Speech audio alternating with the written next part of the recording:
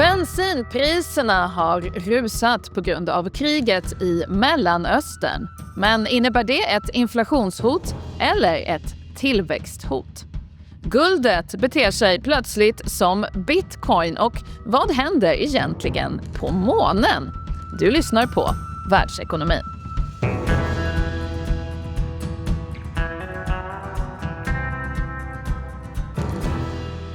Kriget i Mellanöstern, Claes, nu inne på sin andra månad. Det här förväntade man sig väl inte när det hela började?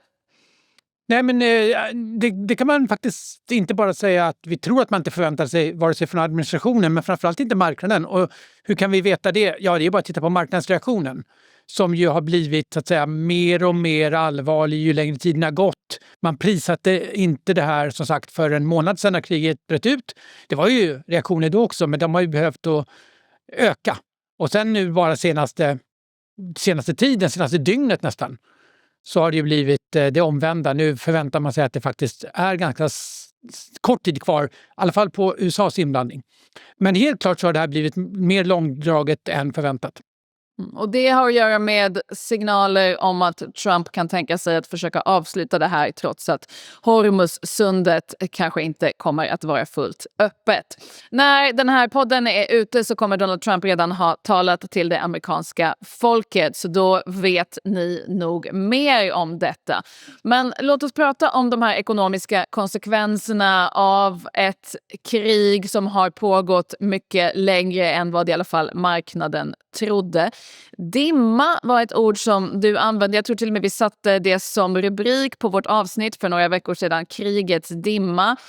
Jag läste här om dagen ett tal från en centralbankschef, en lokal centralbankschef, Richmond Central Bank Federal Reserve, Tom Barkin. Och sånt där. Jag vet inte hur jag kom in på det, men jag tycker han gav en bra beskrivning av dimman över inte minst amerikanska ekonomin men hela världsekonomin just nu.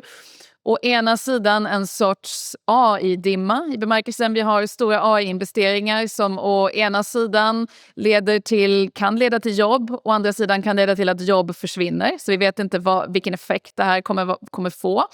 Det är täckt av dimma. Och å andra sidan den här krigets dimma. Å ena sidan, oljechocker brukar följas av recessioner, kriser. Det såg vi 1974 i USA, 1979, 1990. Å andra sidan, det är klart priserna går upp, bensinpriserna inte minst. Det är någonting som traditionellt leder till inflation. Så det här är också en sorts dimma. Kommer det här slå mot tillväxten eller kommer det här leda till inflationsproblem? Och han beskriver det här som någonting som gör att det ekonomiska vädret är väldigt svårgenomträngligt. Det är väldigt svårt att säga någonting just nu om amerikansk ekonomi och världen i stort. Vad tror du om den här analysen, Claes? Ja, en sak man kan säga med säkerhet är ju att det är inte frågan om huruvida stigande oljepriser, energipriser generellt slår mot tillväxt eller inflation, utan det slår ju mot både och. Det här är ju en klassisk utbudschock som vi pratat om tidigare. Bristen på energi ökar och det är ju då framförallt olja, men inte bara olja, det är naturgas och där har vi gått igenom. Så att det är en utbudschock och det gör ju att tillväxten måste ner, den kommer att gå ner utifrån det och det drivs ju av att inflationen går upp men också att energitillgången minskar. Så att det är ju den här svårmanövrerade balansgången som centralbanker måste gå när det gäller hur man ska hantera. Det var det vi bråkade om lite grann förra gången, hur man ska hantera det här med penningpolitiken. Vi bråkade ganska mycket förra gången. Alltså vi bråkade, men vi var på gott humör när vi bråkade. Men vi var lite oeniga. Konstruktiv debatt. Ja, konstruktiv debatt, definitivt. Ja.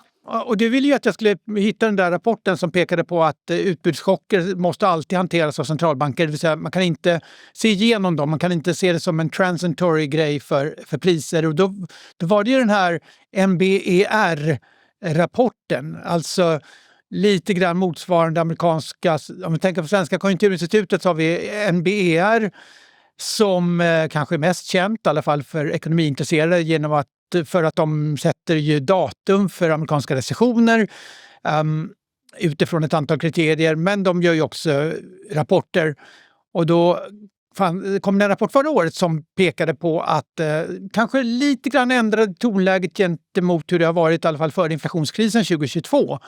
Att då var det lite mer legio bland centralbanker att utbudschocker, framförallt på energisidan, behöver man inte hantera med räntehöjningar utan man ska tänka sig att effekten är begränsad. Övergående. Och det var ju såklart också efter ett decennium av väldigt låg inflation efter finanskrisen, så att då var det ju kanske ännu mer så. Men nu är slutsatsen då lite mer att centralbanker måste hantera det här åtminstone med kommunikation och i värsta fall då med räntehöjningar. Så vad den här diskussionen bland forskarna handlar om är att man tidigare har tänkt sig, och precis som du säger, inte minst från centralbankshåll, att inflation är inte bara att priserna går upp, det är ju att priserna definitionsmässigt fortsätter att gå upp. Och då när energipriser går upp väldigt mycket så går de ju upp väldigt mycket, men de fortsätter, så har man tänkt sig, inte att gå upp, utan så att ekonomin vänjer sig vid att nu är bensinpriset så här mycket, nu kostar oljan så här mycket och det gör ont, men det fortsätter liksom inte att stiga, och därför är det per definition nästan till matematiskt ett övergående problem, och därför då inte någonting som centralbankerna ska försöka attackera med att höja räntan, för då riskerar man ju att strypa tillväxten, som också tar sig en smäll för att de flesta drar inte in på bensinen och den där elräkningen måste betalas ändå trots att den är mycket dyrare, och då drar man in på annan konsumtion, vilket då slår mot tillväxten och efterfrågan i ekonomin. Så det har varit vad man har tänkt sig är rätt att göra. Men alltså, mer åt det hållet, ja. Precis, men nu säger man att det kanske snarare är så att de här priserna leder till andra prisökningar, kompensationshöjningar av både priser och till slut löner, och inflationsförväntningarna kan man inte räkna med är så förankrade. Det handlar ju om tilltron till centralbankens inflationsmål. Är det 100%, då kommer ju ingen föra vidare kostnader, utan man kommer ju alltid tänka sig att man bara höjer priser då i linje med inflationsmålet om man ska överdriva lite grann.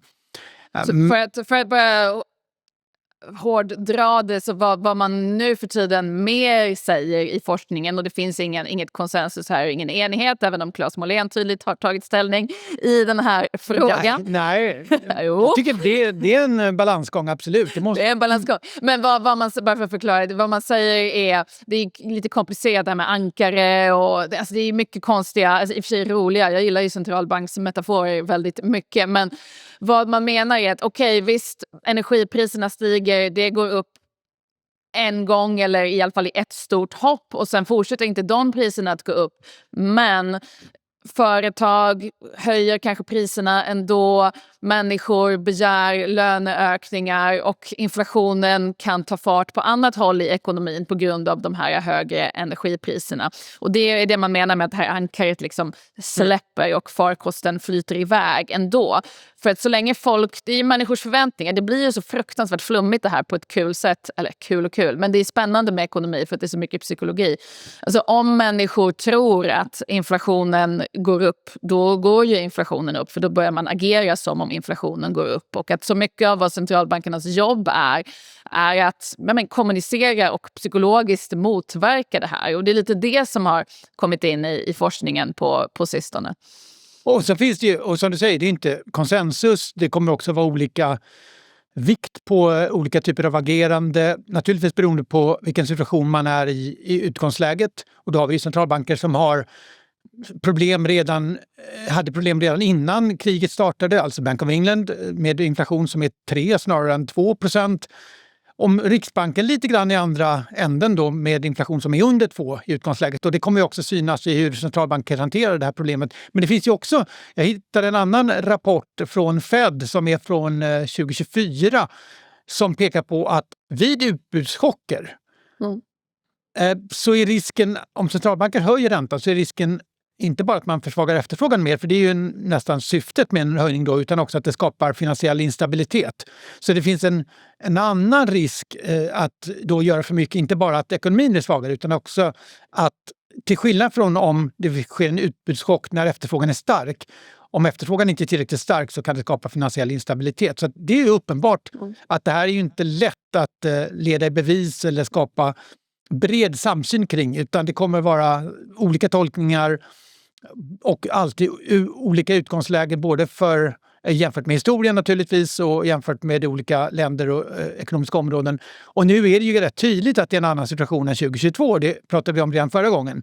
Då var ekonomin stark, den återhämtade sig snabbare än förväntat efter pandemin. Det var ont om arbetskraft och i ett land som Sverige skulle man kunna beskriva det lite grann som det motsatta. Och det är antagligen också någonting som Riksbanken tar hänsyn till. Mm. Du nämner finansiell instabilitet och där är det klassiska exemplet den stora globala finanskrisen 2008 som vi alla minns som en stor krasch för investmentbanken Lehman Brothers och att det var startskottet då i september 2008 var det väl. Men det här kom ju efter en väldigt stor höjning av oljepriset i världsekonomin som berodde på någonting annat. Men... Ja, det var ju en efterfrågedriven uppgång i oljepris kan man säga. Det var inte minst att Asien växte så det knakade. Så att, och det var ju generellt sett en stark miljö för efterfrågan i alla fall ganska lång tid inför finanskrisen. Så jag skulle inte säga att det var ett exempel på den här typen av utbudschock som centralbanker höjer in i och leder till en finansiell härdsmälta. Det var ju helt andra komponenter i den Nej, soppan. Precis, men den här nästan lite vidskepliga, så fort oljepriset går upp så pass mycket som det har gjort nu så blir det recession. Recession heter det. Det mönstret finns ju väldigt tydligt 2008 att den amerikanska ekonomin hade redan problem på grund av ökade energipriser som drevs av någonting helt annat. Precis som du säger, ökade efterfrågan i Kina, inte minst. Det var en annan brist på olja på den tiden också. Men man hade redan ett problem och sen kom den här finanskrisen ovanpå det hela och gjorde det hela värre och det spelade in i vartannat förstås också. Eftersom det också handlade om bostadslån den gången och människor som plötsligt inte hade råd att betala av på de här lånen på grund av andra problem i ekonomin, vilket ledde till en finanskris. Så det här är saker och ting som spelar in i vartannat på olika komplexa sätt. Absolut. Man hade ju en hushållssektor som ju, förutom att den var starkt kopplad till bostadsmarknaden som ju hushållssektorn tenderar att vara, så hade den ju också sparat väldigt lite under lång tid. Amerikanska sparandet var ju väldigt lågt då och det var ju någonting som gjorde den väldigt känslig utöver själva kraschen på bostadsmarknaden. Mm. En sista fråga på det här temat innan vi går vidare. Finns det en höger-vänster aspekt här? I bemärkelsen om man tycker att nu måste centralbankerna höja räntan för att få bukt med inflationen. Eller om man tycker vänta och se för vi vill inte slå mot efterfrågan. Och då tänker jag mig att traditionellt så är det väl högern som har lyft fram vikten av att bekämpa inflationen medan mer vänsterekonomer brukar säga att det höga pris som man då betalar i termer av arbetslöshet är inte värt att betala. Kan du provprata lite, spekulera lite om det finns Ja, men så var det ju framför allt. Jag skulle inte säga, nu råder det ju sån samsyn kring att penningpolitiken ska vara oberoende. Ja, samsyn kan man ju diskutera i USA, men då är det ju snarare presidenten som ifrågasätter, och han är faktiskt höger i bemärkelsen att han tillhör Republikanska partiet. Yep. Så att jag skulle inte säga att det här är en fråga som idag kan beskrivas som särskilt politisk. Man har ju en vänsterfalang i USA som kanske inte gör så mycket väsen av sig just nu. Det är ju den här som representerar MMT då. Modern Monetary Theory. Ja, och den är ju inne på en ganska annorlunda bedriven penningpolitik. Vi kanske inte ska fördjupa oss i den här nu. Liz Truss. Typ. Ja, men då ska ju finanspolitik och penningpolitik kunna samverka. Och det bygger ju på det som många tycker är orealistiska antagandet att finanspolitiken, alltså politiker, folkvalda kan vara disciplinerade även när man kommer till ett valår och göra det rätta som ibland kan vara att strama åt och ta bort penningmängd kan man säga är ju verktyget då.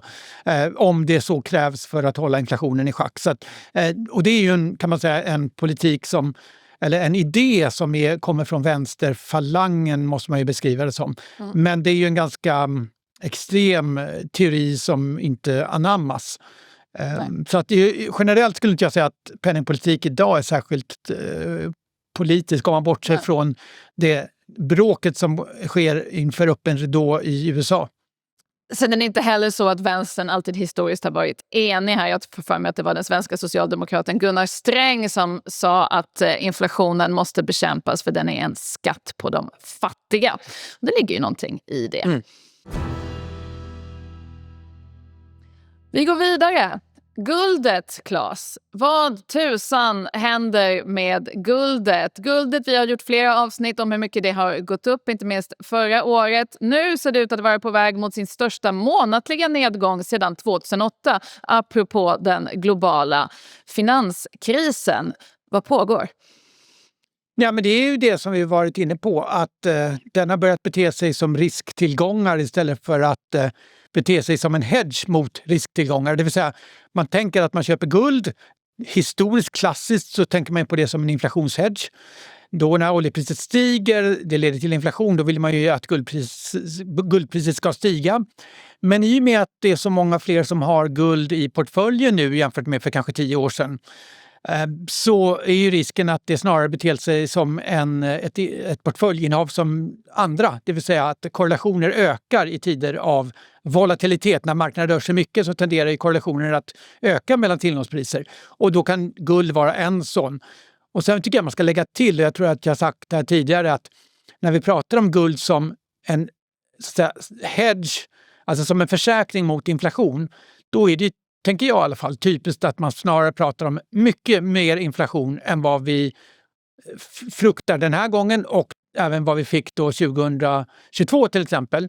Utan då handlar det snarare om misstro mot fiatpengar, alltså att centralbankers trovärdighet minskar och att det kan bli jättemycket inflation, alltså hyperinflation till och med. Då är guldet en trygg hamn. Så att jag är inte säker på att man ska se hur guld har betett sig under den här perioden som att guldet därmed tappar i attraktionskraft på sikt, för att de som verkligen är guldförespråkare, goldbugs, de ser ju inte det här, ett sånt här fenomen eller en sån här episod som det typiska när det är då du verkligen måste ha guld, utan det är snarare när man får den här, alltså kan man säga lite MMT-grejen då, tillbaka till det, alltså att centralbanker och finansdepartement gör gemensam sak och se till att man kan trycka pengar för att finansiera underskott och så vidare. Då är det ju som goldbugs har sin bästa stund, kan man säga. Men guldbaggarna, kan vi säga det på svenska? Guldbaggarna, kan vi döpa dem till det? Guldbaggarna som sitter där som drakar på sina guldhögar. Det här är ju ändå väldigt dåligt för dem. Alltså om man tittar på spotpriserna, alltså priset för omedelbar leverans här och nu av guld, som är något annat med jämfört med terminspriser som funkar annorlunda. Men de väntas falla med 14,6% i mars. Siffror från några dagar sedan, och det här är då det största månadsfallet sedan oktober 2008. Då rasade guldet 16,8%. De förlorar ju när deras guldhögar blir mycket mindre värda, och när guldet beter sig som andra tillgångar. Om det rasar mer än globala aktier nu när väldigt mycket rasar, vad är då poängen med att använda det som en hedge? Det här är väl ett problem? Då är man tillbaka till vad är den hedge mot. Så att... du menar att det är hedge mot den typen av inflation, och det har man ändå skyddat sig mot även om det faller. Men det faller från en hög nivå, är det vad du säger? Nej, men man kan ju säga att guldpriset har ju rusat under de senaste åren, så att det är klart, på det sättet så i någon mån kan man säga att guldet har redan prisat någonting som inte har materialiserats. Så på det sättet kan det finnas nedsida ändå. Det är svårt att veta vad är ett korrekt guldpris. Alldeles oavsett vad man ser för risker när det gäller att underskotten till slut kommer leda till oansvarigt beteende. På det sättet jag beskrev nyss, så är det inprisat i guldet. Den frågan är väldigt svår att besvara. Men det är säkert så att guldinnehavare är missnöjda med performance i mars under en turbulent tid på finansiella marknader. Men jag tror inte att de som verkligen är förespråkare för att hålla guld i portföljen menar att man inte klarade testet. För att det var egentligen inte det som man testade. Det var inte det man testade. För motargumentet mot det som man kan läsa en del och har kunnat läsa även när guldet gick upp så mycket är ju att guld har slutat vara guld. Och guld har ju varit guld under en väldigt stor del av mänsklighetens historia. Så haft den här mytologiska rollen i finansportföljer och i sagorna. Det här är liksom värdet, det här är själva grundmetaforen för värde och någonting som behåller sitt värde. Nu har man kunnat läsa att det har slutat vara det och blivit en meme trade. Alltså en meme trade, det är någonting som drivs ofta på internetforum av stämning och hype och liksom memes i sociala medier. Det är saker, det kan vara en aktie som har blivit en meme-aktie, kännetecknas av snabba, kraftiga prisrörelser. Koordinerad förstärkning som då förstärks via X eller Reddit och så vidare och sen så faller lika snabbt när entusiasmen vänder. Bitcoin, men klassiskt är ju aktier som GameStop eller annat. Pokémon-kort lyfts fram i samma kategori. Nu kan man läsa guldet har blivit samma sak. Det här spekulationsbubblor helt enkelt. En spekulationsbubbla som drivs av internetforum och memes. Om det är sant, då har ju verkligen någonting hänt. Då är guldet någonting annat än vad det har varit under en stor del av mänsklighetens finansiella historia. Ja, men och det är väl så att det finns ju absolut ett sånt inslag. Och det kan man nog tänka sig att det har gjort historiskt också. Fast på helt andra sätt. Inte med memes på nätet utan på andra sätt. Så att jag skulle nog säga att det är inte ett nytt fenomen i den här. Men det är ändå en demokratisering av att kunna spekulera i saker idag tack vare teknik och andra saker som inte har funnits tidigare. Absolut. Du behöver ju inte hålla fysisk skuld för att vara med på resan. Även om de som är riktigt hardcore goldbugs, de menar ju att har du inte fysisk skuld så har du inte fattat poängen. Nej, precis. Jag undrar var de förvarar sitt guld. Ja, det är inte, det tar inte så mycket plats. Du sa väl det? De har ju den där draken som sitter på. Draken, precis. Jag gillar i och för sig drakar.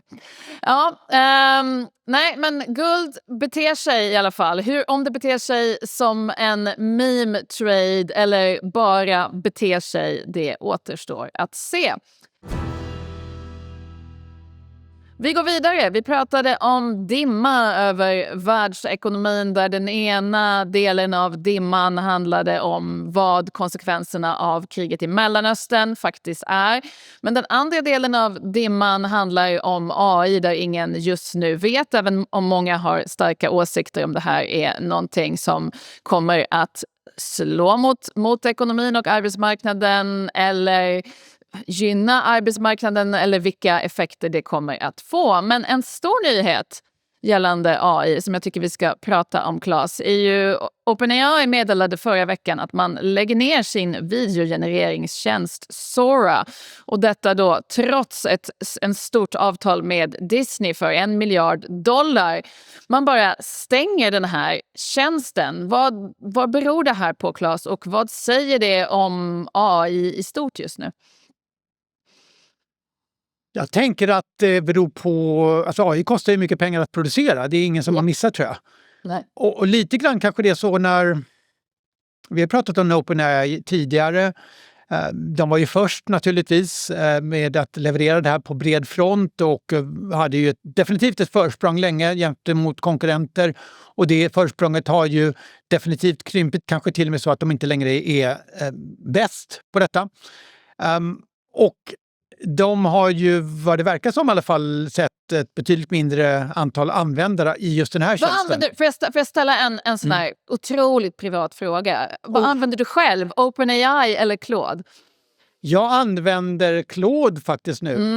Men jag är det ett tecken i tiden? Ja, men det tror jag faktiskt. Alltså, det är tydligt att Claude, när det gäller programmering inte minst, för mig är det tydligt. Jag tror att det är också enligt alltså mer standardiserade tester så är Claude bättre än OpenAI-programmering, alltså på en ChatGPT.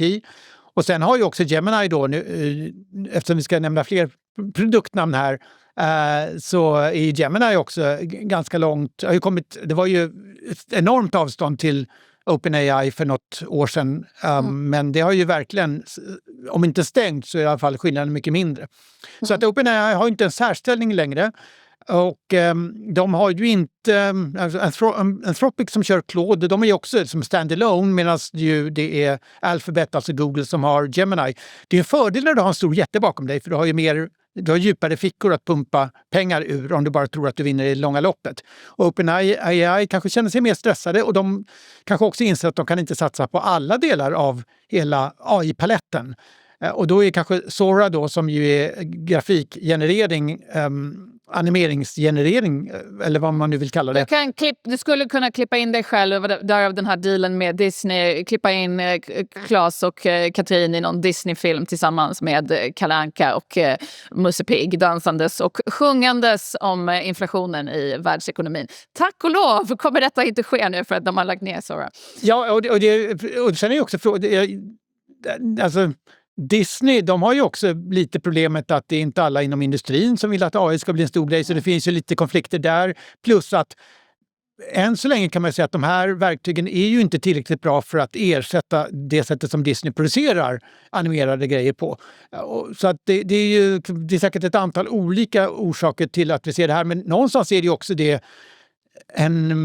man kan väl se det som en mognad. När hypen är som mest intensiv, inte minst inom AI då finns det ju hur mycket resurser som helst, hur mycket kapital som helst att bara fortsätta att pumpa in pengar i saker som blöder ordentligt. Men nu då när så att säga, vattnet sjunker, man får se lite grann vem som är naken, om man ska använda sig av den typen av metaforer, så måste man liksom se till att man hittar några badbyxor eller sådär. Ja, men då kanske man måste begränsa vad man håller på med. Så jag tror att det är väl ett tecken på att OpenAI de måste se till att de fokuserar på de områdena som de tror är viktigast över tid. Och då måste man börja helt enkelt rensa lite grann i produktfloran. Så tror jag. Bort med tramset. Nej, men det var ju det som lyftes fram också i en del analyser av det här beslutet, som nog ändå många blev förvånade av att det kom så snabbt och så plötsligt. Men det är ju konkurrensen med Anthropic och Claude som då fokuserar på programmering, vilket du har nämnt, men även ett verktyg då för folk med kontorsjobb för att göra dem mer effektiva och produktiva. Och att det är lite den profilen som Claude har fått ganska mycket de senaste månaderna, och att OpenAI då vill gå åt det hållet, för det kanske är också så att man ser möjligheter till en marknad med mer betalningsvilja. Mina barn skulle tycka det var jättekul att använda Sora. Men frågan är hur mycket du är villig att betala för. Hur mycket är jag villig att betala för det? Inte särskilt mycket, 0 skulle jag säga. Ja, och jag tror att det som det här kanske sätter också fingret på, det är ju att de flesta analyser pekar ju på att den betalning som just nu sker från användare till AI-producenterna, den är för låg. Alltså det är för billigt fortfarande. Och det här kanske är ett tecken i tiden då, att vi kommer att se stigande kostnader, och då alltså stigande priser för att täcka kostnaderna. Då kommer vi också se hur användare börjar kräva kanske mer, eller kanske är bättre på att sortera. Det här är verkligen value added. Och det här är inte det. Så att det blir också en mognadsfas då. Den är inte oväntad, utan det är bara frågan om när den kommer i tid.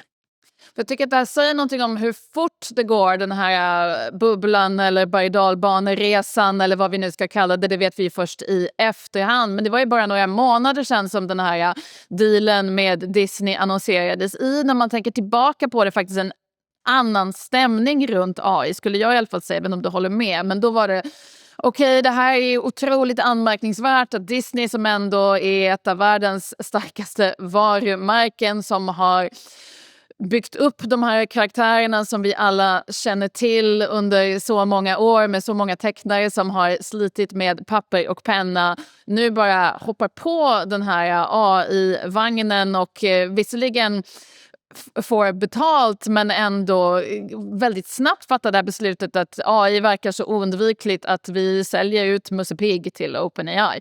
Det var anmärkningsvärt då, men det var en stämning igen bara för några månader sedan av att okej, men det är kanske så här det rullar och så oundvikligt det rullar. Nu skulle i alla fall jag säga att stämningen runt AI är lite mer försiktig, och man börjar kanske förstå att det har begränsningar och det kanske kommer kunna användas här, och det har kommit mer kritiska studier om leder det verkligen till ökad produktivitet och så vidare. Och att det här kan vara ett tecken på den förskjutningen av stämningen.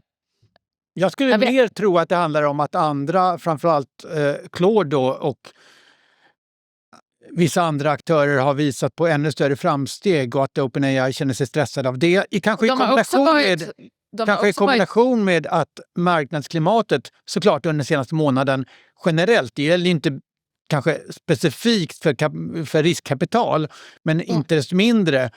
Volatila marknader, fallande riskaptit gör det ju ändå någonstans liksom mindre attraktivt att investera i det mesta. Så att det kan ju också ha påverkat. Jag tänkte mer från Disneys sida. Alltså det tycks mer rationellt att sälja Musse Pigg till OpenAI i oktober, november förra året än mars 2026. Så att jag tror att de kan tacka sin lyckliga stjärna att de har sluppit undan det här. Sen tycker jag också man ska lägga till, apropå det här med ChatGPT mot Claude. Alltså Anthropic har ju satsat mycket på marknadsföring och varit framgångsrika i att marknadsföra Claude på ett annat sätt än vad man uppfattar ChatGPT. Det börjar bli nästan lite som så här, kommer du ihåg de här reklamfilmerna, liksom PC mot Mac, att du är en Mac-människa eller du är en PC-människa. Finns någonting som är lite likt där, att det är liksom lite av en flex att säga att du använder Claude, ungefär som det var för mycket länge sedan att säga att du använder Mac. Du förstår AI lite bättre om du använder Claude jämfört med ChatGPT, och det är inte rationellt, det är ju framgångsrik marknadsföring gjord av människor, ska man tillägga. Ja, absolut. Ja, men så är det ju. Sen tror jag att jag inbillar mig att folk är ganska duktiga på att se vad man får ut av det. Men För det är en annan analys om att när AI kommer så kommer på riktigt, så kommer det vara så enkelt för, inte alla, men väldigt många att bygga saker. Och då är det som faktiskt kommer skilja det ena techbolaget från det andra kommer vara marknadsföring. Och att därför kommer marknadsföring och den typen av kunskaper öka i värde på arbetsmarknaden jämfört med till exempel programmeringskunskaper. Skillnaden mellan ChatGPT och Claude kommer inte vara särskilt stor, men har man då med hjälp av marknadsföring lyckats positionera Claude så att alla som använder Claude känner sig lite smartare och lite bättre än de som använder ChatGPT, då kommer man vinna det här racet. Jag tror egentligen var inte felet att AI-hypen har svalnat eller att det är krig i Mellanöstern, utan det var bara dålig marknadsföring från OpenAI:s sida. Ja, eller nej, nu är jag inte med. Eller var det där ett skämt? Ja. Nej, lite. Om man måste förklara sina skämt så har de misslyckats, Claes. Ja. Även på det området. På det området. Vi går vidare. Så här lät det den 29 juli 1969. 40 feet down, 2.5. Okay, Neil, we can see you coming down the ladder now. That's one small step for man, one giant leap for mankind. Neil Armstrong vandrade som första människa på månen. Och amerikanska astronauter satte senast sin fot på månen 1972. Men den här veckan förbereder NASA ett stort steg mot att återvända. Har du koll på det här, Claes? Ja, men jag känner till det, men jag har inte mycket mer koll än så. Ja, men det här är egentligen det enda jag vill prata om. Jag tycker det är spännande. Den här veckan väntas den amerikanska rymdmyndigheten, det kan redan ha hänt när det här avsnittet kommer ut. Jag har inte så bra källor inom NASA, men man ska... Är det Trump ska prata om egentligen? Ja, man kan ju hoppas det. Men man skjuter upp astronauter, inte till månen, men runt månen planerar man att göra detta. Och man är inte ensam, utan det pågår ett race tillbaka till månen. Kina är med, flera andra länder. Månen är helt enkelt het igen. Vet du varför, Claes?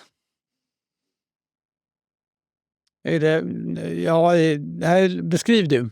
Ja, nej, men det är för att man man har liksom hållit sig nära jorden eller närmare jorden i många decennier på den internationella rymdstationen och så vidare. Men nu är man intresserad av att fara längre ut i rymden och det har att göra med ett intresse för Mars inte minst.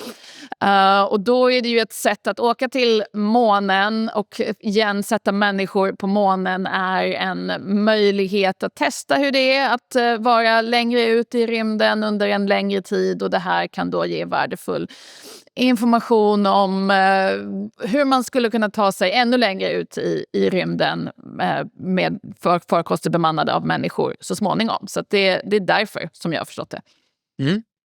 Gott så. Gott så. Är du för eller emot? Nej, men jag tycker ju att vi ska... jag tycker rymdäventyr är spännande. Det känns som det ligger i människans natur att utforska inte bara jorden utan rymden. Ja, jag håller med. Jag är också väldigt för. Men på detta tema, veckans lista.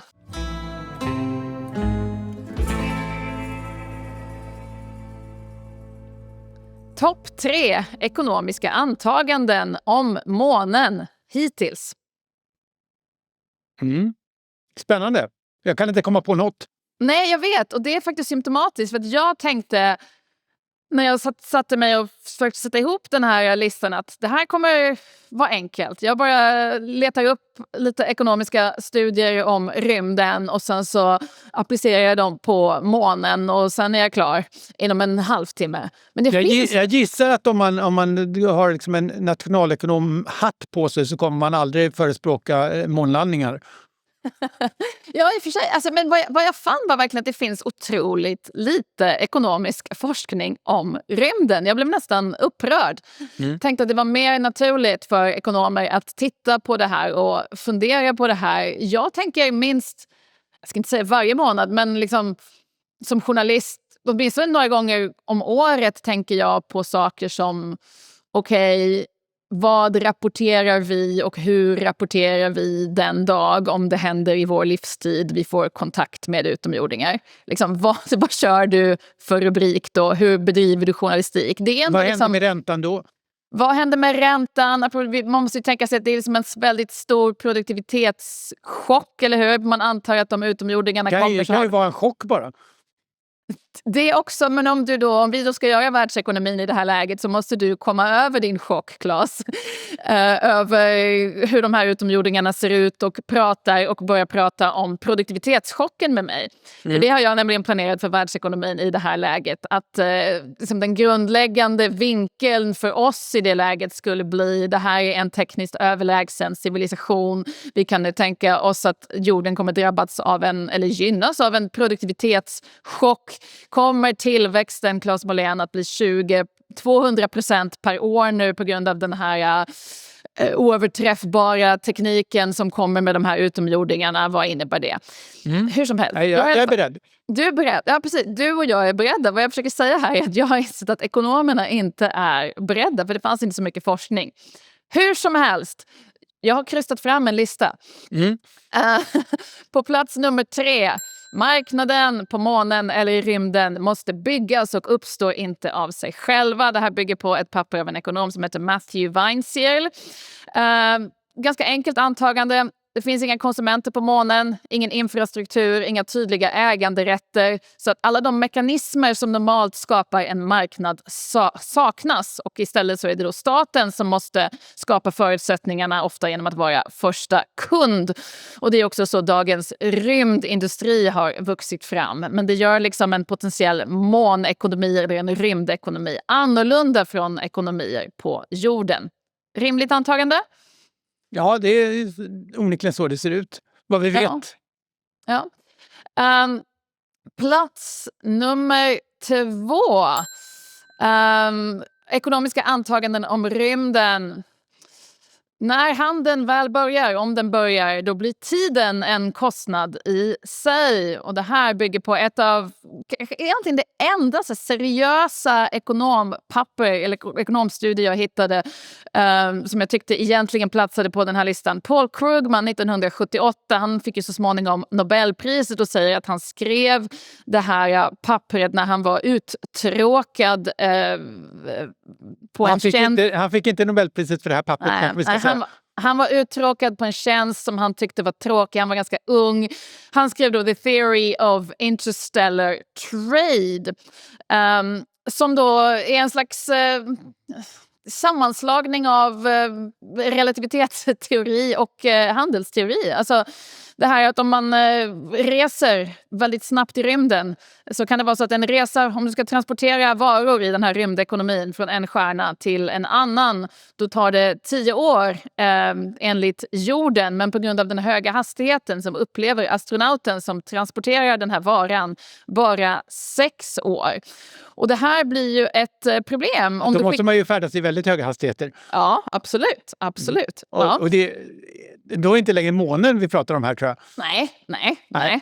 Absolut. Men det kan ju vara så att månen blir början på en större rymdekonomi där vi lär oss att färdas väldigt snabbt. Då får du ett ränteproblem, för det är det vi ska komma till. Om du skickar en vara, vilken tid ska du då använda för räntan? 10 år eller 6 år, Claes? Från jordens perspektiv eller från liksom själva varans perspektiv? Vad ska vara principen här för rymdhandeln? Det finns ett svar i Paul Krugmans papper som är att det rimliga är att räntan som ska diskonteras är då den som varan själv upplever när den åker i den här hastigheten. Det är bra att veta. Det är bra. Ja, inte ett av de mest akuta problemen just nu. Nej, precis. Och plats nummer 1 på den här listan som jag har tvingats krysta fram. Inte på grund av brist på egen kreativitet utan brist på forskning om det här. Ett klassiskt papper från 1960, Proposed Studies on the Implications of Peaceful Space Activities for Human Affairs, som NASA faktiskt beställde från Brookings Institution i USA. Och det här är inte ett klassiskt ekonomiskt papper eller studie, men det är ändå en viktig studie om vad som skulle kunna hända om ny kunskap kommer till oss från rymden. Och vad den här studien mycket pekar på är att bara den nya kunskapen, bara informationen om att det finns någonting annat där ute kan bli en stor fråga som påverkar ekonomier och institutioner på jorden, och att man därför ska vara försiktig med allt det här. Alltså den största osäkerheten med rymden är inte nödvändigtvis en teknisk osäkerhet, utan hur då vi människor och institutioner här på jorden kommer reagera på ny kunskap som kommer till oss från ett annat hörn av universum. Det är en slutsats som man skulle kunna dra från den här klassiska studien om hur man skulle kunna tänkas reagera på det här. Men då sa vi att då kan man vända sig till världsekonomin, så får man svaren på hur man ska hantera det. Då får man svaren på inte hur man ska hantera den här teknikchocken och kommande produktivitetschocken som kommer till oss från en annan galax långt borta. Men i alla fall, det tycker jag vi kan ta som ett vallöfte här i slutet på det här avsnittet, så kommer man få lite hjälp att tänka kring det här. För att även om den ekonomiska vetenskapen inte verkar vara förberedd på vad som finns längre bort från den måne dit vi nu återsöker oss, så är i alla fall vi lite förberedda, skulle jag säga. Ytterligare ett skäl att lyssna på Världsekonomin, som kommer vara tillbaka igen nästa torsdag. Då är du borta, Claes, men Gabriel Mellqvist kommer att komma tillbaka hit och vikariera för dig. Det ska man inte missa. Det ska man inte missa. Man ska inte heller missa att ladda ner EFN-appen för senaste nytt om ekonomi och finansmarknader, börs, arbetsmarknad och så vidare. Man ska inte heller missa de andra poddarna här från EFN, inte minst Dominoeffekten, som som är otroligt bra och går på djupet i allt det viktiga just nu. Och Börssurr med just Gabriel Mellqvist och Henrik Mittelman varje fredag fokuserar mer på börsen än vad vi kan och vill göra i just den här podden. Det här var veckans avsnitt av Världsekonomin. Vi ses igen nästa torsdag. Allt gott!